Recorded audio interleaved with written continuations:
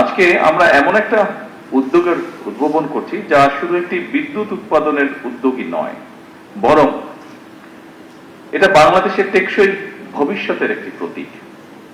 জাতীয় সংসদ ভবনে 1 মেগাওয়াট রুফটপ সৌর বিদ্যুৎ ব্যবস্থার উদ্বোধনের মাধ্যমে আমার মনে হয় একটা বার্তা বোধহয় আমরা স্পষ্টভাবে দিতে পারবো। সেটি হচ্ছে বাংলাদেশ পরিচ্ছন্ন জ্বালানি, সবুজ অর্থনীতি এবং আত্মনির্ভরশীল শক্তি ব্যবস্থার পথে ধীরে ধীরে দৃঢ়ভাবে এগিয়ে যাচ্ছে। উপস্থিতিবৃন্দ, লুইখানে নির্মিত নকশায় নির্মিত এই জাতীয় সংসদ ভবন অবশ্যই আমাদের গণতন্ত্রের প্রতীক, এবং আজ সেই ভবনের ছাদেই সৌর শক্তিকে কাজে লাগিয়ে আমরা মনে হয় প্রমাণ করার চেষ্টা করছি নেতৃত্ব কেবল নীতিতে নয়, বরং বাস্তব কর্মকাণ্ডেও প্রতিফলিত হতে হবে। উপস্থিতিবৃন্দ, বাংলাদেশ আর জ্বালানি খাতে স্বনির্ভরতা অর্জন করতে চেষ্টা করছে। আমাদের অর্থনীতি সম্প্রসারিত হচ্ছে, শিল্পায়ন বাড়ছে, বিদ্যুতের চাহিদা দ্রুত গতিতে বৃদ্ধি পাচ্ছে। কিন্তু একই সঙ্গে আমাদের অবশ্যই স্বীকার করতে হবে, জলবায়ু পরিবর্তনের অভিঘাতে বাংলাদেশ বিশ্বের অন্যতম একটি ঝুঁকিপূর্ণ দেশ।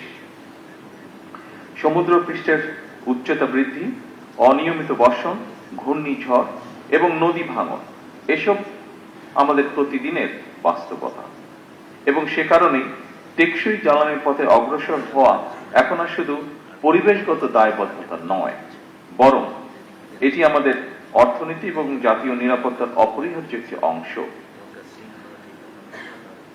উপস্থিতিবৃন্দ, সৌরশক্তি সেই সম্ভাবনার সবচেয়ে উজ্জ্বল দিক।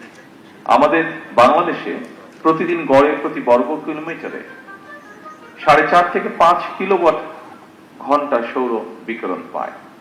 আমাদের অসংখ্য ছাদ, শিল্প এলাকা, খোলা জমি এবং উপকূলীয় অঞ্চল নবায়নযোগ্য জ্বালানির বিশাল সম্ভাবনার ধারণ করে আছে।